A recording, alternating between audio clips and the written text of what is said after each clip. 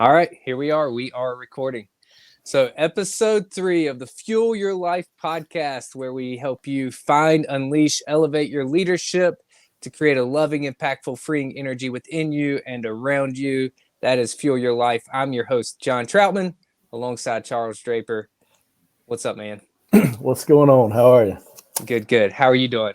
I'm good. I'm good. Just a little 2 hour delay down here in the foothills of North Carolina. We had a little ice this morning. So just happy to be able to get on and have a little bit of conversation. Yeah. Do you guys have some snow up there in the mountains? Supposedly, the mountains, the tops are covered, which is actually beautiful. And it's the heavy snow, so everything's packed in on the trees, and it's super white. But at our house, we had absolutely nothing, not even really ice, and schools got canceled. So it's a day, it's a great day, but yeah, kids are staying at home, which is gonna be fun. Very good, very good. And you guys are about to have a little one, huh? Any day now. We are. Dude, it's painful because we thought he'd be here by now. Painful for you We're or for just her? waiting. Well, really for her. A little bit for me, but just it's really for her. She's ready. She is ready. So we are waiting our third boy any day now. Any Wow. day. So Well, yeah. I have 3 girls. You're going to have 3 boys. So hey, we can I just know. match them up, man. That's right. That's right. Hey, I'd be all right with that. I would too. So, uh well, good. so We know you yeah. guys are excited, and been thinking about you guys a lot. So just Yeah. keep us posted. Well, we will. We will. We will. What's been going on with you? We're wide open. 2 girls in basketball. Man. So I'm coaching one and supporting the other team. So just busy. You know, the holiday season's here, and it just seems like things really ramp up around that time of the year. So just doing all the things that everybody else is doing this time of the year, and just trying to, keep those priorities in line as well. Not get too busy. That's right. But That's right. what does that mean? I mean, we have 3 kids. Life's busy, so It's part also of it. just embracing that too. So no, we've been good. We've been good. Yeah. Yeah. What traditions do y'all do as a family around this time? Well, we have that little funny creature called the elf on the shelf. Oh yeah. That's always fun. The elf comes out, Cindy, throughout the year. So that's a fun time. I will also say that we tend to get together with on my wife's side, all of her nieces and nephews, and my daughters just love getting together with their cousins. Mm. So that's a pretty special time that everybody looks forward to. Um, and really, as far as traditions go, we normally do cookies, and we go to Christmas Eve service super late at her father's church. It's like at 10 o'clock at night. And then that's how we bring in Christmas. That's kind of fun though. Yeah. Christmas Yeah. Eve, we always go down to my parents' house in Rockwell, and then we stay there until about 8:30 or so. We hightail it back up to the foothills, go to her dad's church for his Christmas Eve service, which is normally later, like I said. And then we come on home, and every year that's kind of a cadence we hit no matter what. So Yeah, that's awesome. It's yeah, awesome. yeah. Yeah. What about you guys? Y'all got anything special that y'all do? We do. We this season actually we do a lot, I think, that's kind of the special things. But pretty much after Thanksgiving most years. This year we were a little early, and I'm a big we don't do anything Christmas till after Thanksgiving guy. But we did it early this year. But we pull out the tree, decorate the tree. We have hot chocolate and cookies, and play Christmas music to start the anticipation of the season. And then we do an Advent thing where we just have a little reading. We have a book, and it has an ornament and a little reading every day, starting December 1st, leading up to Christmas. That we really enjoy. It's the second year doing that, and it just helps the kids anticipate the actual coming of Jesus, which the whole point of Advent season, if you're not familiar with it, is really learning to anticipate. the coming of Christ. And so it's fun to do that. We did something new this year, though, that I really like. Now, I'll explain this a little bit, but my thinking is we do all these holidays, right? And I had never actually put together holidays really as just holy days, right? Like it stems from the biblical idea or other religion ideas, even of certain days that you're celebrating, you're reminding yourself of the gods or God or whatever. And so I started thinking about that and thinking through some of the biblical holidays, and everything, not everything, but most of the time, the biblical holidays, the idea is that you're not just doing something like to bring to mind a certain idea, but you're actually re-experiencing the moment that you're celebrating. So the Passover, for example, there's certain foods that you eat. One of them is like bitter herbs, so that they re-experience the bitterness that they had while they were enslaved in Egypt. I always think that's fascinating. So we did an Advent meal where we had certain foods, each one intending to represent the four pieces of Advent. So love, hope, peace, and joy. It was kind of fun. It's kind of fun to do that and talk about why we're eating each piece. So hopefully that's something we keep doing in the future. But even taking that intentionality to our holidays was a lot of fun for us to do. Yeah. So, yeah. Well, that's cool, man. Yeah. We did the whole Advent thing, I think last year, and we have talked about doing it about 3 different times, but it is now December the 11th, and we have yet to do it. So maybe you'll inspire me to hop on board to get that thing rolling. So, there you go. There you go. So. Well, so awesome. Well, sounds like a great time. I love the Advent season, so I'm glad we get to do a podcast during the Advent season. This is, not a religious podcast, but just because we do follow Jesus, we want to enjoy the seasons that we get. And whatever, I'm not even going to talk about religion or anything here. Just whatever you're following, learning to enjoy the seasons is such a beautiful, beautiful thing about life. And I think we often get caught up in, well, we enjoy one season or a couple seasons or nice days or whatever, and we don't enjoy the beauty of everything that we get. So this is part of it, enjoying the barren trees and the cold weather and the canceled school days. So here we are. Here we are. So, well. Good deal. So what are we going to hop into today? Well, last time I believe we talked about vision and mission. And I would just want to maybe recap a little bit. We had a good conversation after we hopped off the podcast, and I wish we would have recorded it. But talking about, does mission need to come first? Is mission what sets the foundation for your vision? And you were pretty much on board with mission is first, why you exist, defining why you exist. I'm still like, I see where you're coming from. I like the idea. I'm still a little 50-50. And I actually, even as I was laying it out for myself and have been laying it out, I think defining the vision first helped me better define my mission. But I also think once I defined my mission, I could make my vision better, which is, Anyways, all that to say is just to reiterate, it was a fun conversation, but they go hand in hand so much that you have to, it's good. Let's put it that way. It's really good to define both and use both together. But building off that, we wanted to talk about I'm going to use quotation marks, core values. Okay. So how do your core values help facilitate your vision? Is that my cue? That's your cue. I'm giving that one to you. No.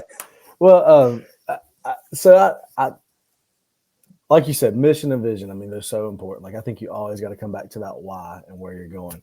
Mm-hmm. But then you have your core values, and I really want to draw attention to the word core. We both like to exercise and work out. Well, don't necessarily like to. We know we need to, right? We do it. Yeah, we do it because that's what we're, to stay healthy. I do it for my family. I do it for a number of reasons. anyways, and I'm not going to digress into all that, but like the word core, whenever I think of a core workout, or you think the core of your body, right? I think of the most central part of your body. And if your core is not strong, if you're into sports or training athletes or those kind of things, that if your core is weak, then it's going to impact every other movement you do.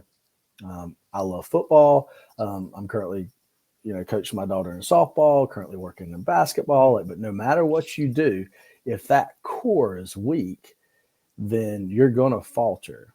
And there's going to be areas that are super flawed in the way you move, in the way you turn, in the way you jump, in the way you swing, in the way you throw, in all those different movements. So just as before you even start talking about what are core values, like what is the core? Like what do you stand behind? And no matter what, like what are those things that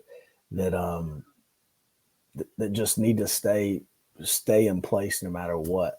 So whenever I think of the core, I think of your body. I think of the central part of your body that just has that movement. So super important, right? I think any family, person, organization, those core values, you got to know them and you got to stick to them. So that's kind of what I would like to jump into, that core. Just knowing what core stands for, and then values, what do you stand for? Like, what are non-negotiables? What are things that no matter what, you're going to stick to, and that you're not going to waver upon? So super important. You got your mission, your vision, but then what are you about? Yep.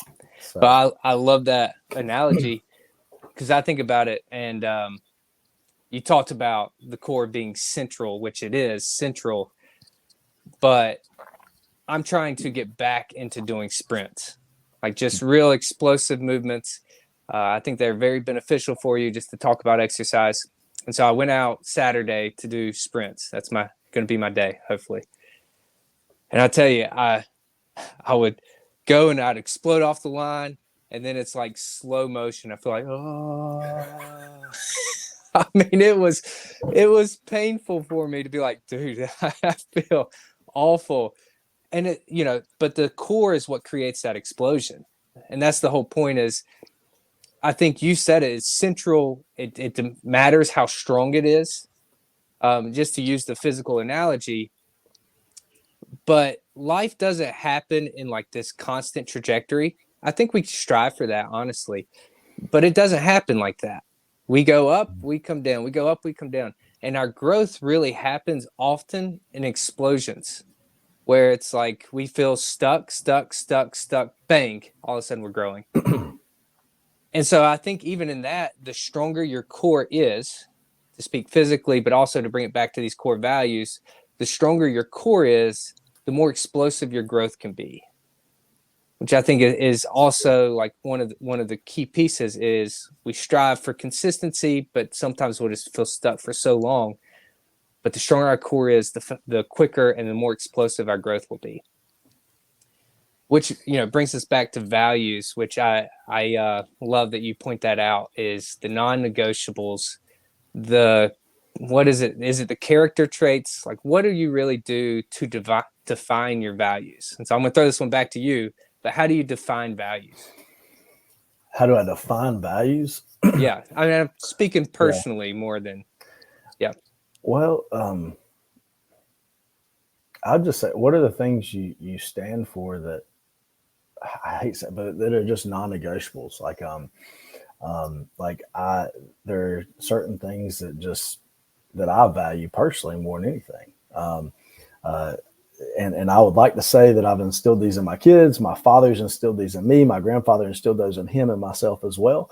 So whenever I'm looking at it, I tell kids there's 3 things in life you need to be successful. And I feel like these are part of my core values. You got to be honest. So nobody can take your integrity from you. Like your yes be yes and your no be no.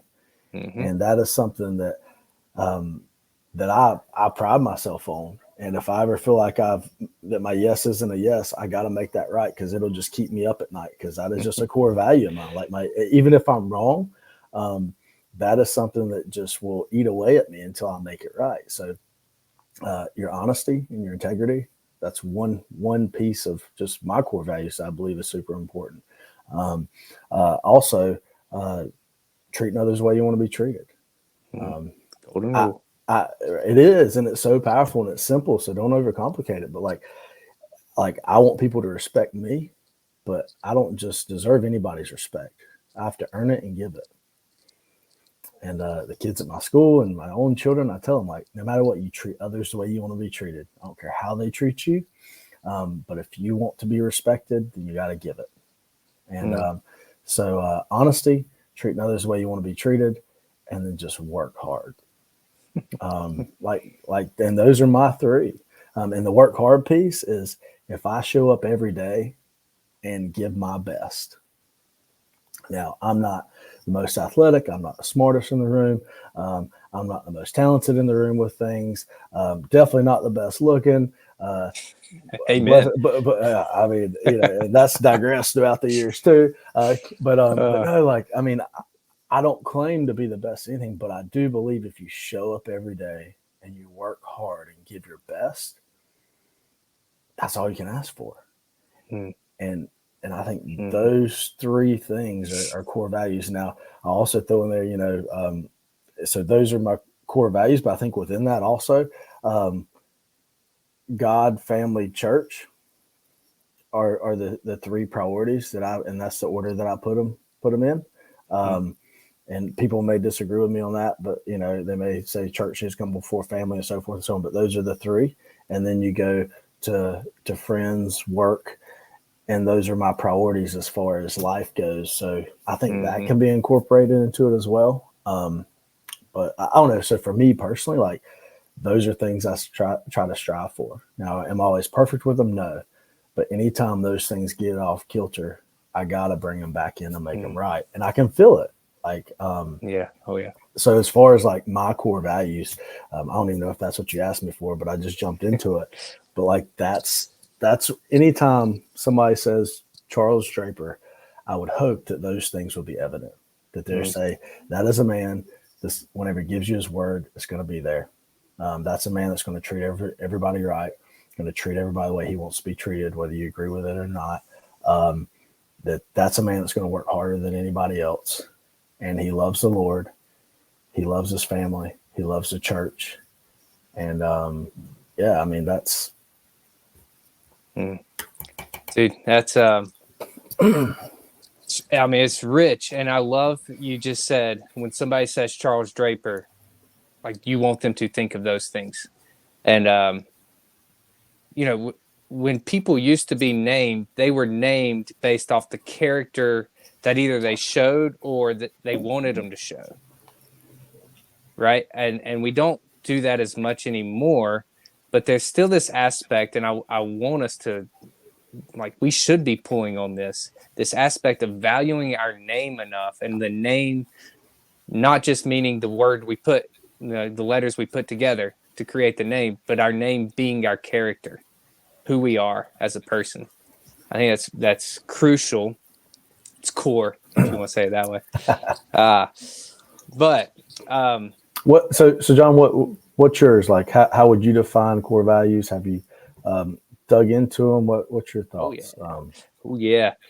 I actually view these a little differently, and just because sometimes my mind, I call them rules for life. And I think the reason I do that is because core values sounds so 1990s. But and I don't want to live in the 90s anymore. But you're a 90s baby. No, yeah, I am. Well, actually 88, but yeah, I was pretty close. I grew up in the 90s. Yeah, so that's right. Yeah, but I call them rules for life. It just makes more sense for me. But there's actually a lot of overlap that I say them differently, but the exact same thing. One is be my word. And I'll even share a story about this, but this is one that's actually very hard for me. I want to be consistent, and I believe firmly like that is one of the most significant things. And yet there's just little things that for me, they bug me. And so my father-in-law, I was helping someone we both know with a website a few months ago, back in, I think it was July. And I told them at the beginning of July, like, okay, great, I'll have this ready by the end of July. We'll be ready to go. Well, they were kind of doing a website for their business more out of like, yeah, I just need to do it, than I'm really excited about this website. So I kept asking them questions and they were slow to respond. And, I could tell they just weren't super excited. They just wanted it done. Totally understandable. And so we got to the end of July. I had it done and I sent them the link like, hey, just go over this. Once you go over it, give me the go ahead. We'll get it published. Well, I never heard back from them and I didn't follow up. And I was just like, I'm letting it be. I know they're not that interested. Whenever they're interested, we'll get it figured out. Everything, that seems like I was being my word. Well, I think it was September. I was talking to my father-in-law on the phone. He's like, hey, what happened to this website? I'm like, what are you talking about? And he said, you said you'd be done by July. It's not done. And I was like, man. And for a second, I wanted to defend myself because it was done. And then I was like, no, I'm not interested in defending myself. He's absolutely right. I said I would have it done, which meant it was completed and published. And I didn't follow up. I didn't do the extra work. I didn't ask and say, hey, I want this done. Like, this is my part. Let's get this finished. And that, I share that story because it's such a small nuance there between actually being my word and not fulfilling what I said I would do. And that's the difference. Like, I learned from that. I took away big time from that because that's the difference between having confidence in yourself and who you are and coming up short. And it's that small of a difference. So that's one of mine. Being my word, do hard things. That's one of my favorites right now. I laugh every time I take a cold shower or something like that, because every time I have to, all right, do hard things. Okay, here we go. And then turn it to cold. So, and let's see. I have one. It's from Jerry Moore, the old Appalachian State football coach when we were students, but he supposedly used do more than expected. And I have jumped on that one. And the reason I've jumped on it is because I would just fulfill the line of what's expected. And I don't want to be that way. Like, I know I want to grow in that area. So why not make that something that's core to me and who I am? And then something that you said, treat others as you would want to be treated, which is great. I maybe even should adopt that one. Might be better. But mine's always be respectful. Always be respectful. And so I lay them out that way because they have a rhythm to them almost, and can speak them and know them. But that's exactly the way I want to live. And I can look at situations and say, okay, I want to do more than expected. What does that look like right now? And I can see where I come up short, and that point it and say, that's where I want to grow. Yeah. Okay. If I'm coming up short, let's focus there. So that's good. That's good.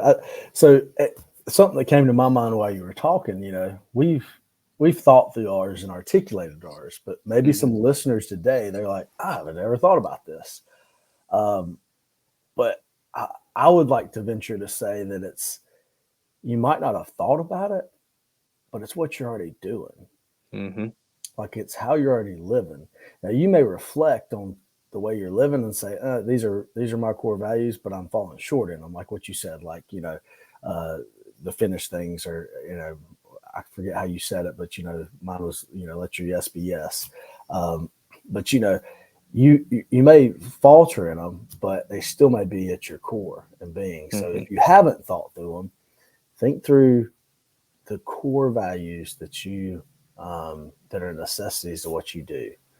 And you're probably already living them. You just haven't thought through to articulate them, and then articulate them, and then make it a priority to do those things. So I don't know. So maybe just an encouragement to those of you out there, like, I've never thought about this. I hadn't either until I sat down with my organization and had to start thinking through theirs. I thought, well, before I can figure out theirs, I need to figure out what I stand for. And I'll have to say, like, my core values, they were handed down from I look back at my grandfather and my father, and my father's still alive. My grandfather is not. My family members, just the way I was raised. And And I was blessed to have men in my life that spoke these things and lived these things and put these things into action. But I'll also say that there may be individuals who were on the opposite end of that spectrum. Mm-hmm. They had individuals that didn't necessarily live and put these things into action, but through those situations and circumstances, they know, I don't want to be like that. So I don't know, just all these thoughts are flooding in my head about like, what does this look like? How did I come to mine? And I believe it's because of the men in my life that I was blessed with, but also you may be in a situation where like, I didn't have a dad, or I didn't have a grandfather, I didn't have a man in the home, but I know this is what I don't want to be. So these are going to be my core values. So I don't know. I think both those dichotomies of where people would be. And, but yeah, I mean, definitely blessed to have men in my life that left a legacy that continue to impact the way I do things. And I hope my hope and prayer and desire is that I can do that for my children and my children's children. Yes. And that'll be a trickle effect. Because I think the choices you make now, I just did a DARE graduation for my 5th graders. And DARE is it's a drug and alcohol awareness program. I think we went through it whenever we went through school, but it's powerful. And so they graduate after learning all these tools and how to navigate difficult situations. And I talked to them about the power of your choices. And I think I made the statement that all your choices culminate in the legacy you're going to leave throughout your life. So with this being said, my core values, I hope that those will trickle through my kids and my kids' kids and so forth and so on. So. Oh man. And I love that you're talking about your kids' kids and your kids' kids. There's a book, it's the blue one right there, I think, called Switch on Your Brain. It was good. But she's a neuroscientist, or maybe a psychologist, but talks about the neuroscience behind different scripture passages, which I thought was very fascinating. But one thing that I really thought was fascinating is science is starting to talk about epigenetics and how our choices, what you just said, don't just affect those directly around us. They have effects for generations to come, which is fascinating to think about. Which means we need to that thought process, we're leaving a legacy to 3 or 4 generations, has been around for thousands of years. But the home was 3 to 4 generations. Right now, the home is 1 generation. 2 generations. That's what a home is, 2 generations. And I that's great. I'm not going to go live with my parents. I'm not interested in doing that. If my parents listen to this, they're going to be like, amen. We don't want you back either. But to change our thinking from not just influencing the ones directly in our home, but let's live in a way, let's raise our children in a way so that they can raise their children in a way that would make us proud. And they can raise their children in a way that would make us proud. And to pass on that legacy, it totally shifts your thinking in the way you raise your children. Now, a lot of it's going to be the same in terms of the practicality, but sometimes it's going to be different of like, yeah, maybe I'm not just trying to change a behavior. Maybe I'm trying to change a heart. If I'm changing a heart, it's a little bit harder work. A lot harder work, actually. And so that's going to bring me to my next question. You've done this. You've set your core values for an organization. You use them within your home. How do the core values actually, how do you see them impact within the organization or within your family? Well, so you ask about impact. I believe impact comes through action. Talk is cheap. Just to be straight and to the point, we can say a lot of things, but until you do it and you put it into action, it doesn't really matter. You can sit here and tell me, hey, we're going to start a podcast, but we talk about it for 3 years and never do it, right? You can sit here and tell me, hey, I'm going to build this thing for you, but we talk about it for 3 years and it never happens. So there's no impact. So, you can talk about them, but seeing it modeled, seeing it put into action for my kids, for our organization, always keeping it at the forefront of our minds. Whenever there's teachable moments, I can't tell you the number of kids that have come in my office and even my own kids. And I've said, listen, like, let's look at this situation. Did you treat that person the way you want to be treated? Typically that one response there, it's a yes or no question. And either you did or you didn't. There's not a, well, I don't know. No, you either did or you didn't. And then how do we make that right? So it's just keeping it at the forefront of everything we do. Were you honest? Did you work hard? Did you give me your best? All those pieces. So just constantly keeping it at the forefront, but then modeling that. And then whenever it's not done well, talking about it. So nothing crazy. I mean, think about Jesus and the disciples, right? He modeled his expectations. He talked about it. And then whenever they fell short, what did he do? He called them out on it. Sometimes, he used parables that normally would call them out on the red carpet, not just for his disciples, but for the Pharisees. But like, if you look at that, like he modeled that. But so not overcomplicating it. Yeah. I don't know. Yeah. I love that, because even what you're saying is it creates a language around your organization that everyone can relate to and everyone can buy into. I say that way on purpose, because even your organization or your family, whatever it is, when people start buying into the language, they start feeling the ownership. And you've created the language around your organization through these core values. Did you treat someone the way you wanted to be treated? That's nothing special. That's been passed around for thousands of years now, because Jesus said that exact same thing. Right? But now you have language, and it's easy to understand. It's easy to comprehend. I think I actually may have told you this example, but it's been fascinating to me that I've laid these core values out and actually written them out for our family. And so that we can go to them with a 5-year-old and a 3-year-old, and we could say, okay, here's what we do. Well, we were cleaning up one night, and we had cleaned up our downstairs area, our little sunroom. And there was another room that had a couple things in it. It wasn't much, and it was almost cleaned up. There was one pillow left, and my wife Amber was like, "Oh, I think there's one pillow in there. Do you think they could pick it up?" And my 5-year-old started to fuss about it, like, "Oh, I don't want to." It's like, man, it's one pillow. And so I could have been like, "Dude, just go do it," which is probably my default response most of the time. But I sat there and said, "Okay, wait a second." And so I went to our little core values, and I said, listen, I know that you've already done what was expected of you. But one thing we Troutmans are going to do, we're going to do more than expected. Do you think you could go pick up the pillow? And my 3-year-old says, I'll do it, and starts running into the room. And then they fought over who was going to pick up the pillow, which, we got it figured out, and all 3 of us picked up the pillow to put it back on the bed. Yeah. But it was awesome just to see them rally around that core value. Instead of fussing at him, it was like, oh, wait a second. We've created a language that can create movement. That can create impact. Yeah. Because it's no longer just words.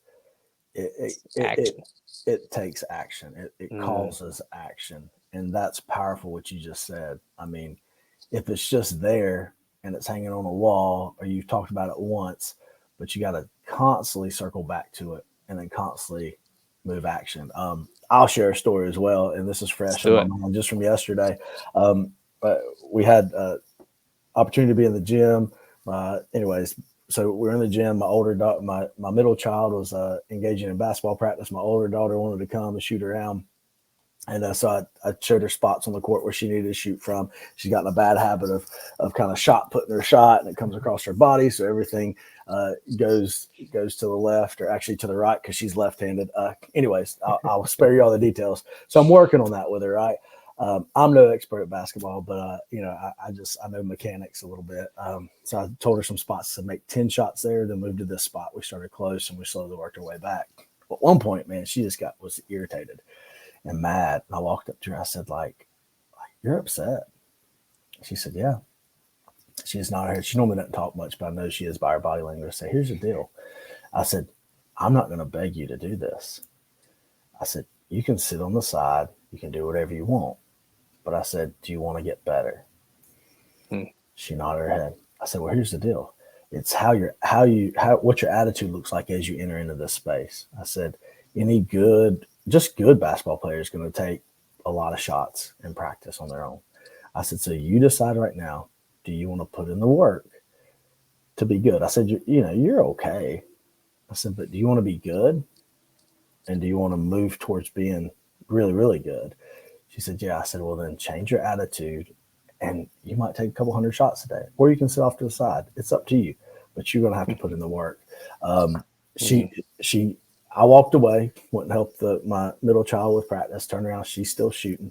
She probably took over 200 shots, 200 to 300 shots. But she got better, but just in the forefront of her mind, you got to work hard. And if you don't want to play basketball and you want to work hard at something else, then let's do that. But if you want it, then let's do it. But if not, what does that look like? So, I don't know, just a powerful, and then I praised her after. I said, you know how many shots you took? Like you had to make 10 at probably 8 different locations, and you probably missed 10 plus at some time. So, I mean, you do the math. I mean, that's a couple hundred shots. She was like, wow. Anyways, just once again, core values, hard work, hard work. What does that look like?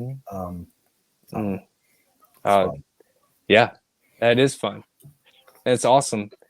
You're instilling practice, right? Like you remember the Allen Iverson video, the practice? We talking about practice? Yeah.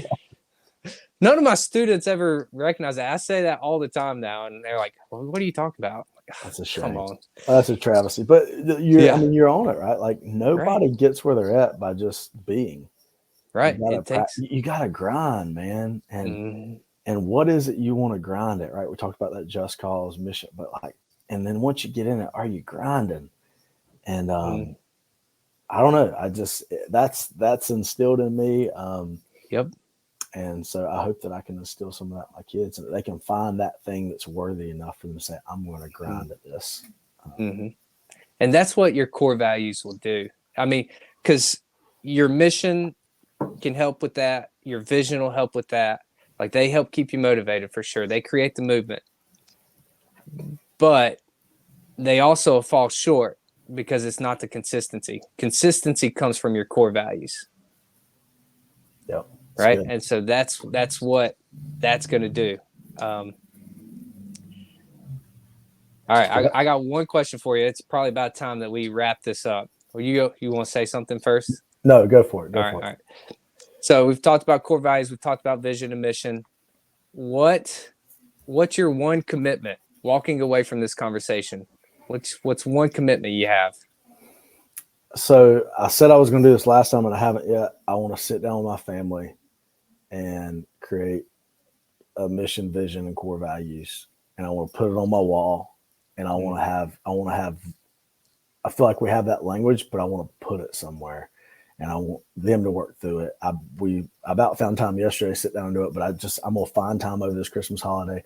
Hopefully by mid-January, I'm going to have something, but that's what I want to do. And I think that's powerful. Yeah. So I'm still working on that. That's still my goal. All right. What about you? One commitment. As I've been thinking about the past few weeks and been working through what's going to make me hit, all my things throughout the day, the big things that that I want to be pursuing.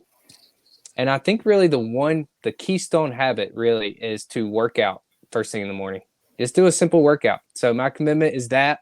Now, I'm going ahead saying the day we have a baby, the day after, maybe 2 days after, I'm not going to do that first thing in the morning. Hey, you can do some push-ups in the hospital. Yeah, I mean, I probably will actually, because I'll be bored out of my mind. No, but it's for your wife's sake. Yeah, I would steer clear of that, and for yours. But that's right. Yeah, I'm all service for the next little while. So good. Take care of my wife and take care of the baby and the other babies.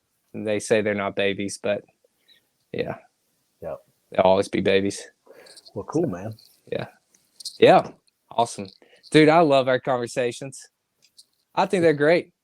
That's good. And just so you know, we really didn't talk about any of this. We're hopping on here and just talking about what we love to talk about. And so you're getting it hot off the press. So if there's mistakes or things that, like we're human. Yeah. So you're getting it raw. So That's I like right. it. It's fun. I enjoy this. I look forward to it every time we plan a time to meet. So Yeah. And dude, challenge our thinking. We would love that. Challenge our thinking. We're not sitting here saying we got it all right. We're trying, we're striving. We want to live the best life we can live. We think Jesus invites us into that, and we mess up all the time, but challenge our thinking.